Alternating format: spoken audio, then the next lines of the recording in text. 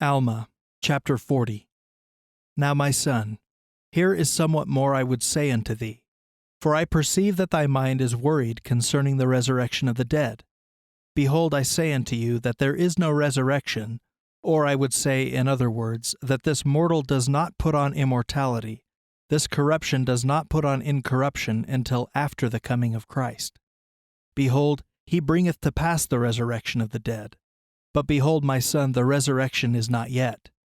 Now I unfold unto you a mystery. Nevertheless, there are many mysteries which are kept, that no one knoweth them save God himself. But I show unto you one thing which I have inquired diligently of the Lord that I might know, that is, concerning the resurrection. Behold, there is a time appointed that all shall come forth from the dead. Now when this time cometh, no one knows, but God knoweth the time which is appointed. Now, whether there shall be one time, or a second time, or a third time that men shall come forth from the dead, it mattereth not, for God knoweth all these things. And it sufficeth me to know that this is the case, that there is a time appointed that all shall rise from the dead. Now there must needs be a space betwixt the time of death and the time of the resurrection. And now I would inquire what becometh of the souls of men from this time of death to the time appointed for the resurrection. Now, whether there is more than one time appointed for men to rise, it mattereth not, for all do not die at once, and this mattereth not. All is as one day with God, and time only is measured unto men. Therefore there is a time appointed unto men that they shall rise from the dead, and there is a space between the time of death and the resurrection. And now concerning this space of time, what becometh of the souls of men is the thing which I have inquired diligently of the Lord to know, and this is the thing of which I do know. And when the time cometh when all shall rise, then shall they know that God knoweth all the times which are appointed unto man. Now concerning the state of the soul between death and the resurrection, behold, it has been made known unto me by an angel that the spirits of all men, as soon as they are departed from this mortal body, yea, the spirits of all men, whether they be good or evil, are taken home to that God who gave them life. And then shall it come to pass that the spirits of those who are righteous are received into a state of happiness, which is called paradise, a state of rest, a state of peace, where they shall rest from all their troubles and from all care and sorrow. And then shall it come to pass that the spirits of the wicked, yea, who are evil, for behold, they have no part nor portion of the Spirit of the Lord. For behold, they chose evil works rather than good. Therefore the spirit of the devil did enter into them, and take possession of their house. And these shall be cast out into outer darkness. There shall be weeping and wailing and gnashing of teeth. And this because of their own iniquity, being led captive by the will of the devil.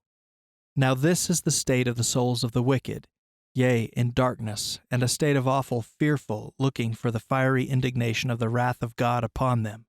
Thus they remain in this state, as well as the righteous in paradise, until the time of their resurrection.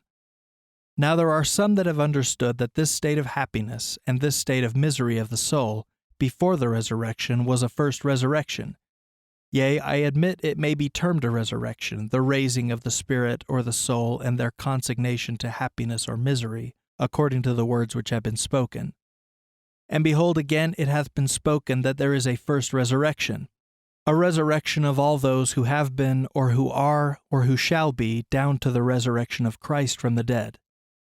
Now, we do not suppose that this first resurrection, which is spoken of in this manner, can be the resurrection of the souls and their consignation to happiness or misery. Ye cannot suppose that this is what it meaneth. Behold, I say unto you, Nay. But it meaneth the reuniting of the soul with the body, of those from the days of Adam down to the resurrection of Christ.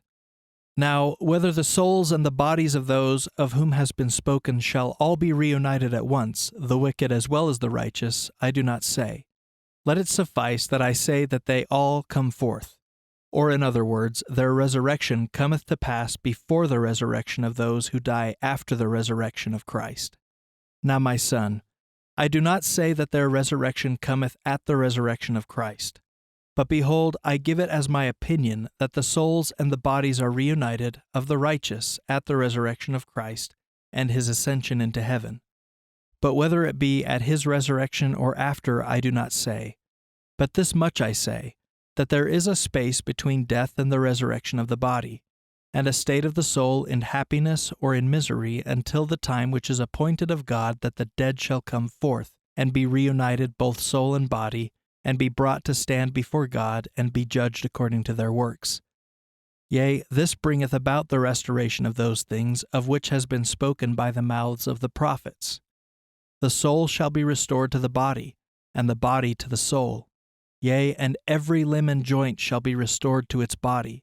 Yea, even a hair of the head shall not be lost, but all things shall be restored to their proper and perfect frame.